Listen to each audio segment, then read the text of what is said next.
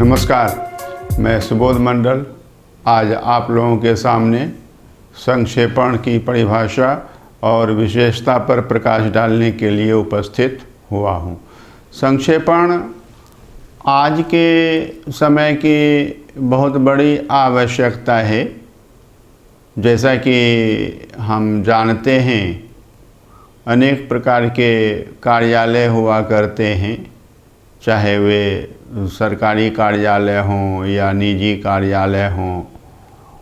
वहाँ अनेक प्रकार के पत्र आते रहते हैं, प्रतिवेदन आते रहते हैं, आवेदन पत्र या प्रार्थना पत्र आते रहते हैं। और ये पत्र, आवेदन पत्र या प्रतिवेदन प्रतिदिन सैकड़ों की संख्या में हुआ करते हैं।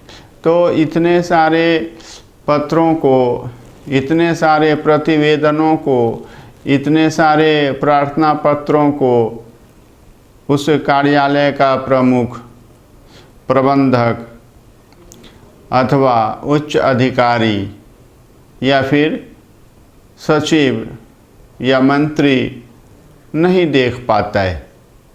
ऐसे में वह अपने अधीनस्थ कर्मचारी की दक्षता और निष्ठा पर विश्वास करता है और अपेक्षा करता है कि उनके अधीनस्थ जो हैं कर्मचारी हैं या अधिकारी हैं या लिपिक हैं, वे क्या करें कि उन पत्रों को, उन प्रतिवेदनों को, उन प्रार्थना पत्रों को, आवेदन पत्रों को संक्षिप्त रूप में सामने प्रस्तुत करें, जिसे पढ़कर, समझकर समुचित निर्णय लिया जा सके और उचित कार्रवाई की जा सके।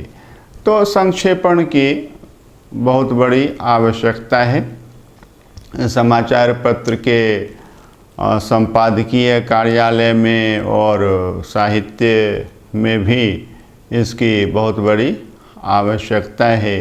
संक्षेपण की महत्ता जो है निर्विवाद है और आवश्यकता में कहीं कोई संदेह नहीं है। संक्षेपण की उपयोगिता आजकल के दैनिक व्यवहार पर निर्भर करती है। आइए हम संक्षेपण की कुछ एक परिभाषाओं पर विचार कर लें और फिर संक्षेपण की विशेषताओं पर चर्चा करेंगे। डॉक्टर वचनदेव कुमार कहते हैं कि संक्षेपण सार लेखन है। संक्षेपण सार लेखन है और यह परिभाषा जो है डॉक्टर वचनदेव कुमार ने दी है। डॉक्टर हरदेव बाहरी कहते हैं, संक्षेपण किसी लंबे चौड़े लेख, भाषण, विवरण अथवा पत्राचार के आवश्यक और उपयोगी तथ्यों को संक्षेप में क्रमबद्ध वाक्यों में संजोकर लिखने का कार्य है। डॉक्टर हरदेव बाहरी संक्षेपण की परिभाषा इस प्रकार देते हैं।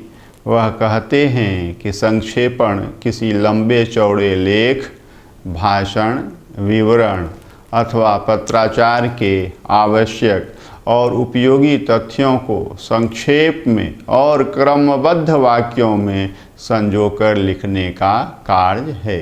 वहीं डॉक्टर दिनेश प्रसाद सिंह संक्षेपण की परिभाषा करते हुए कहते हैं, संक्षेपण वह रचना रूप है जिसमें समास शैली के माध्यम से किसी रचना का सार तत्व लगभग 1/3 शब्दों में उपस्थित किया जाता है। डॉक्टर दिनेश प्रसाद सिंह संक्षेपण के विषय में कहते हैं, संक्षेपण वह रचना रूप है जिसमें समास शैली के माध्यम से किसी रचना का सार तत्व लगभग 1/3 शब्दों में उपस्थित किया जाता है। वहीं डॉक्टर वासुदेव नंदन प्रसाद संक्षेपण की परिभाषा इन शब्दों में करते हैं। वह कहते हैं वस्तुतः संक्षेपण किसी बड़े ग्रंथ का संक्षिप्त संस्करण, बड़ी मूर्ति का लघु अंकन और बड़े चित्र का छोटा चित्रण है। डॉक्टर वासुदेव नंदन प्रसाद ने जो संक्षेपण की परिभाषा दी है वह इस प्रकार है। वह कहते हैं वस्तुतः संक्षेपण किसी बड़े ग्रंथ का संक्षिप्त संस्करण, बड़ी मूर्ति का लघु अंकन और बड़े चित्र का छोटा चित्रण है। और मेरी परिभाषा है सुबोध मंडल की, संक्षेपण वह क्रिया है, ध्यान दीजिए, संक्षेपण वह क्रिया है जिसमें किसी रचना को उसका मूल भाव तथा क्रम अक्षुण्ण रखते हुए 1/3 शब्दों में प्रस्तुत किया जाता है। एक बार इस परिभाषा को फिर सुन लें। संक्षेपण वह क्रिया है जिसमें किसी रचना को उसका मूल भाव तथा क्रम अक्षुण्ण रखते हुए 1/3 शब्दों में प्रस्तुत किया जाता है। कुल मिलाकर संक्षेपण वास्तव में गागर में सागर भरने की कला है। संक्षेपण का व्यावहारिक रूप जो है वह कला है और इसका सैद्धांतिक रूप विज्ञान है। यह हमने पहले भी स्पष्ट किया हुआ है। और यह भी ध्यान में रखना है कि विज्ञान का सिद्धांत पक्ष जो है वह वास्तव में व्यवहार पक्ष पर ही आधारित हुआ करता है। व्यवहार ही जो है वह सिद्धांत का आधार है। न्यूटन अगर पेड़ से टूटकर सेब को गिरते हुए ज़मीन पर नहीं देखते तो गुरुत्वाकर्षण के सिद्धांत का प्रतिपादन नहीं कर पाते। यह ध्यान में रखना है। जो विज्ञान के छात्र हैं वे जानते हैं कि वर्षों के सतत निरीक्षण से, लगातार ऑब्जर्वेशन करते रहने से, प्रैक्टिकल करते रहने से हम जो हैं एक निष्कर्ष पर पहुंचते हैं, एक सिद्धांत पर पहुंचते हैं। इसीलिए सिद्धांत का आधार जो है वह व्यवहार ही हुआ करता है। हमने संक्षेपण की मूलभूत आवश्यकता, उपयोगिता और महत्ता को अत्यंत संक्षेप में, थोड़े में देखा है और संक्षेपण की कुछ एक परिभाषा भी देखी है जो मान्य विद्वानों द्वारा दी गई है। संक्षेपण की विशेषताओं पर प्रकाश डालेंगे और इसमें आपके भी मनोयोग के सहयोग की आवश्यकता है। संक्षेपण की पहली विशेषता क्या हो सकती? तो संक्षेपण की सबसे पहली विशेषता जो होगी वह सारता होगी। संक्षेपण की सबसे पहली विशेषता जो होगी वह सारता होगी। जैसा कि डॉक्टर वचनदेव कुमार ने कहा है संक्षेपण की परिभाषा देते हुए, संक्षेपण सार लेखन है। तो संक्षेपण में किसी रचना का, चाहे वह लंबा चौड़ा लेख हो, भाषण हो, विवरण हो या पत्राचार हो, यह किसी भी रूप में रचना हो तो उसका सार तत्व प्रस्तुत किया जाता है और इसीलिए सार का होना संक्षेपण में बहुत ही आवश्यक है। हमने शुरू के वर्ग में देखा है कि साधु वैसा चाहिए जैसा सूप सुभाए, सार सार को गही रहे, थोथा दे उड़ाए। तो सार को ग्रहण करके रखते हैं, जो असार है, थोथा है, उसको क्या करते हैं, उड़ा देते हैं, हटा देते हैं, जैसा कि संक्षेपण का अर्थ है। फेंकने की क्रिया, उलीचने की क्रिया, फेंकने की क्रिया, उलीचने की क्रिया या फिर हटाने की क्रिया। तो सार को ग्रहण किए रहते हैं और असार को ही हम क्या करते हैं, हटाते हैं, उलीचते हैं और फेंकते हैं। तो संक्षेपण की सबसे पहली विशेषता यह होती है, उसमें सारता होनी चाहिए। संक्षेपण में जो रचना हमें संक्षेपण के लिए दी हुई रहती है, उस रचना का सार जो है बिल्कुल ही आना चाहिए। यह पहली विशेषता है कि संक्षेपण में सार तत्व का आना बहुत ही आवश्यक है। और सार तत्व को किस रूप में आना चाहिए, तो संक्षिप्त रूप में आना चाहिए। तो संक्षेपण की दूसरी विशेषता है संक्षिप्तता। वह संक्षेप में हो ताकि समय की बचत हो और कार्य का निष्पादन जो है सुगमता से हो और शीघ्रता से हो। समय की बचत करते हुए कार्य का निष्पादन जो है सुगमता और शीघ्रता से हो। इसीलिए संक्षिप्तता जो है वह संक्षेपण का दूसरा सबसे बड़ा गुण है। और संक्षेपण का आकार छोटा होना चाहिए। संक्षिप्तता का अर्थ यही है। और कितना छोटा होना चाहिए, ये आवश्यकता और परिस्थिति पर निर्भर करता है।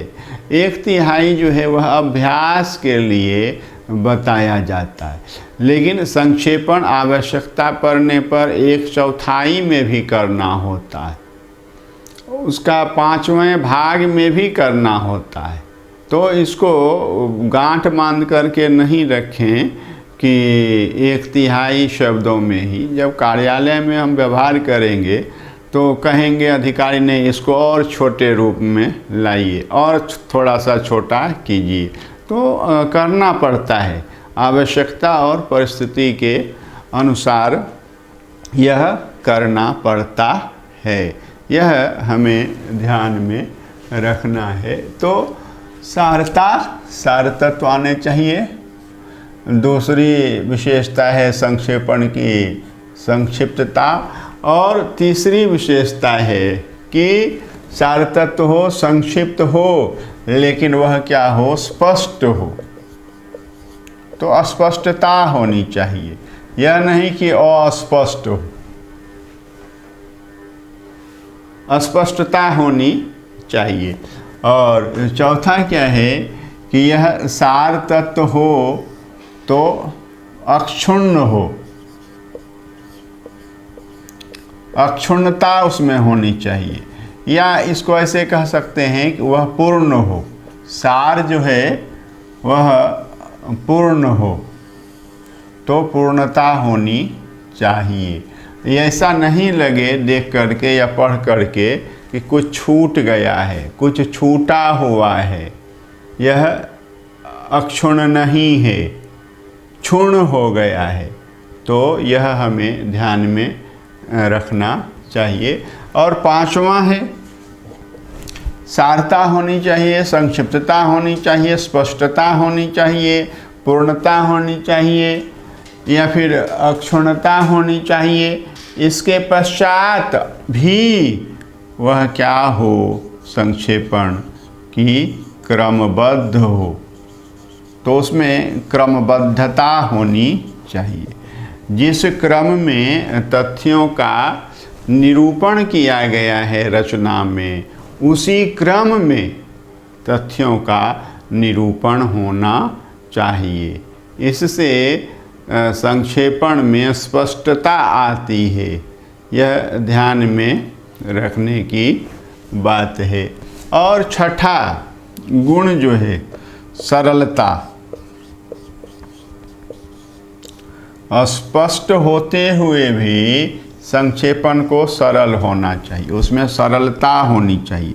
और सरलता शब्द के स्तर पर सरलता हो हो सकता है जो मूल रचना दी गई हो उसमें कठिन शब्द हो, उसमें कठिन वाक्य हो, उसमें कठिन अर्थ हो।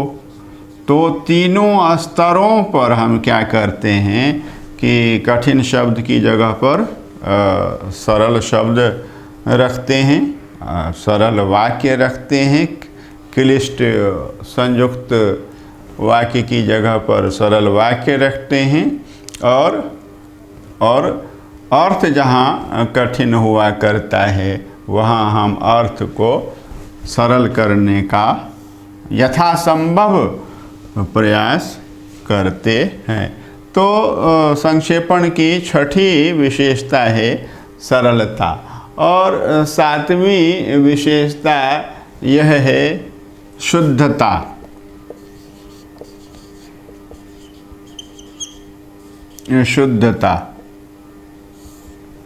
शुद्धता में दो बातों का ध्यान रखना है।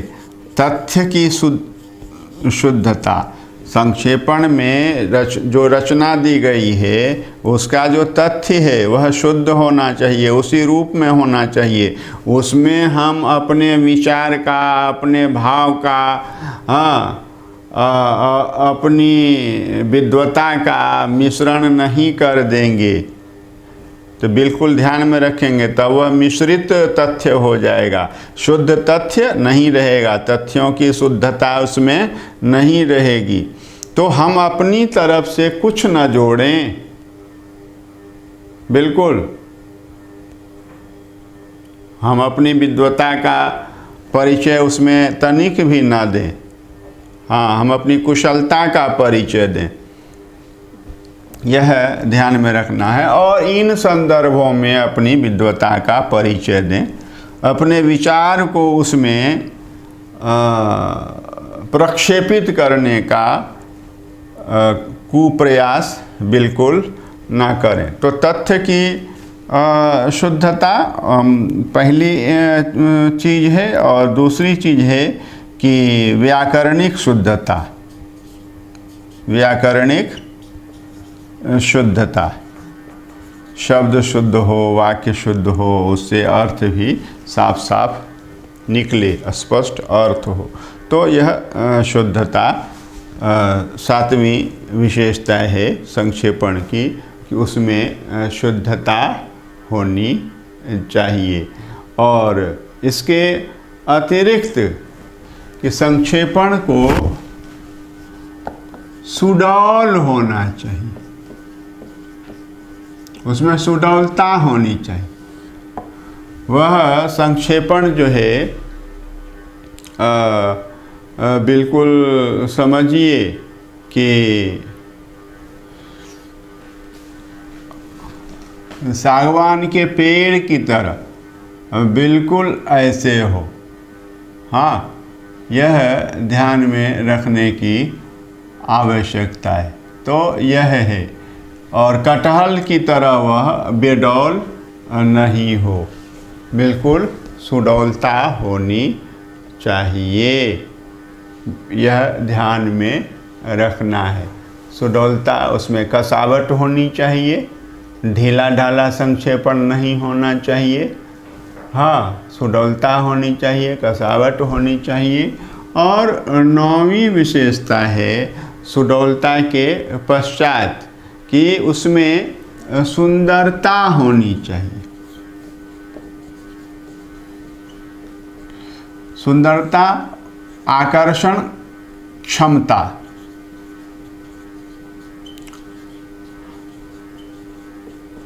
आकर्षक लगे। और 10वीं विशेषता है कि वह प्राणवंत भी हो, सजीव भी लगे, निर्जीव ना लगे। तो संक्षेपण का जो रूप है, संक्षेपित रूप है, संक्षिप्त रूप है, वह सजीव लगे, प्राणवत्ता पूर्ण लगे, प्राणवंत लगे, वह निष्प्राण नहीं लगे, निर्जीव नहीं लगे। यह ध्यान में रखना चाहिए कि संक्षेपण को प्राणवत्तापूर्ण होना चाहिए, उसको निर्जीव नहीं होना चाहिए, उसमें निर्जीवता नहीं होनी चाहिए और उसमें प्राणहीनता नहीं होनी चाहिए, उसमें सजीवता होनी चाहिए और उसमें लगे कि तथ्य है, तथ्य है, तथ्य की प्राणवत्ता होनी चाहिए और आपके कौशल की प्राणवत्ता होनी चाहिए। आपने संक्षेपण करने में जिस कुशलता का उपयोग किया है, जिस कुशलता का परिचय दिया है, तो संक्षेपण करने के पश्चात जो कोई भी रचना के संक्षिप्त रूप को देखे वह वाह वाह कह उठे और यह पूछे कि किस व्यक्ति ने यह संक्षेपण किया है। तो एक नई बात मैं बता रहा हूँ, आप लोग ऐसा नहीं है कि नहीं जानते हैं कि मूल शब्द कितने हैं, यह तो लिखते ही हैं, संक्षिप्त शब्द यह भी लिखते हैं और शीर्षक पहले डालते ही हैं। ये 3 बातें हैं जो भूलनी नहीं चाहिए। प्रत्येक संक्षेपण, क्योंकि प्रत्येक चरण के लिए अंक निर्धारित हुआ करते हैं, तो अंक जो मिलते हैं चरणबद्ध प्रणाली से मिलते हैं। आपने शीर्षक लिख दिया है तो उसका कुछ न कुछ अंक अवश्य मिलेगा, जो विहित अंक होगा, जो निर्धारित अंक होगा शीर्षक के लिए वह अवश्य मिलेगा। आपने नीचे लिख दिया है कुल शब्द संख्या, वो संख्या लिख दी है तो उसका अंक मिलेगा। संक्षिप्त शब्द संख्या तो वह भी। और अब नई बात मैं बता रहा हूँ कि संक्षेपक, बिल्कुल अंत में ये आपने देखिए, ये फॉर्मेट है मैं बता रहा हूँ संक्षेपण का, तो आपने शीर्षक दे दिया है, ठीक है, और चरणबद्ध तरीके से आपने क्या कर दिया है, संक्षेपण कर दिया है। तो यहाँ मूल शब्द संख्या यानी मूल की शब्द संख्या आपने लिख दी है और उसके बाद संक्षिप्त शब्द संख्या यह लिख दी है, ठीक है। तो उसके बाद जो है यह जगह बचती है, तो यहाँ संक्षेपक लिख दीजिए, संक्षेपक या संक्षेपणकर्ता, ठीक है। और यहाँ क्या कीजिए आप कि इनिशियल कर दीजिए जो भी हो और ब्रैकेट में पूरा नाम और पद ज़रूर लिख दीजिए। तो ये कहीं नई बात बताई हुई है, यह नई बात मैं बता रहा हूँ। या आप इस तरफ भी संक्षेपक दे सकते हैं, यह शैली के अंतर्गत आता है। हाँ, चाहे इस तरफ दें चाहे इसी के, तो यह दें, यह अवश्य दें। तो संक्षेपण की परिभाषाओं को हमने जाना है और संक्षेपण की विशेषताओं को जाना है। उसमें सार आना चाहिए, पूरा का पूरा सार आना चाहिए। सार हो लेकिन वह संक्षिप्त रूप में हो और वह स्पष्ट हो, और सार जो है उसमें पूर्णता हो, कहीं छूटा हुआ नहीं हो, और वह क्रमबद्ध रूप में हो, तभी उसमें सरलता आ सकती है, तभी उसमें शुद्धता आ सकती है, तभी उसमें सुडौलता आ सकती है। वह संक्षेपण सुंदर हो सकता है, सुंदरता से परिपूर्ण हो सकता है, आकर्षण क्षमता से युक्त हो सकता है, और इस प्रकार उसमें प्राणवत्ता भी आ जाती है। तो यह हमने बताया है। और इसके अलावा यह कहने की आवश्यकता है कि शीर्षक अवश्य दें। संक्षेपण का कोई न कोई एक शीर्षक होना चाहिए, ये अगली विशेषता है। और शीर्षक के बाद मूल शब्द संख्या लिखें सबसे नीचे, फिर संक्षिप्त शब्द संख्या लिखें और फिर संक्षेपक लिखें। अपना नाम या इनिशियल ज़रूर कर दें। संक्षेपण की अपनी एक शैली होनी चाहिए। शैली के बिना संक्षेपण नहीं हो सकता। संक्षेपण की शैली जो है वह समास शैली, पल्लवन व्यास शैली में किया जाता है और संक्षेपण जब भी किया जाता है वह समास शैली में किया जाता है। तो संक्षेपण को क्या करेंगे, अन्य पुरुष में लिखेंगे। प्रथम पुरुष है या मध्यम पुरुष का मूल रचना में प्रयोग किया गया है, तो प्रथम पुरुष को यानी कि उत्तम पुरुष को और मध्यम पुरुष को अन्य पुरुष में परिवर्तित कर लेंगे, एक वचन में कर लेंगे। उसमें जो क्रिया आई हुई है उस क्रिया को वर्तमान काल की क्रिया है तो उसको ज़रूर भूतकाल की क्रिया, भूतकालिक क्रिया में परिवर्तित कर लें। कर्तृवाच्य है या कर्मवाच्य है तो उसको भाववाच्य में बदल लें। यह ध्यान में रखना है शैली के अंतर्गत। अन्य पुरुष में लिखें, उत्तम पुरुष या मध्यम पुरुष में ना लिखें, फर्स्ट पर्सन या सेकंड पर्सन में ना लिखें, थर्ड पर्सन में लिखें और एक वचन में लिखें। दूसरी बात कि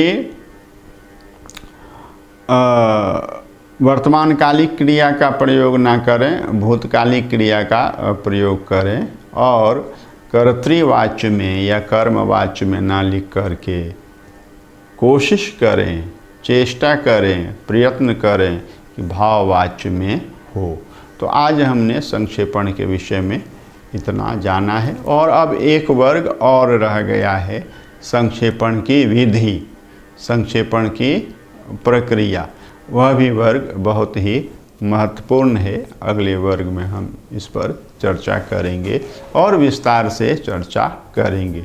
बहुत बहुत धन्यवाद।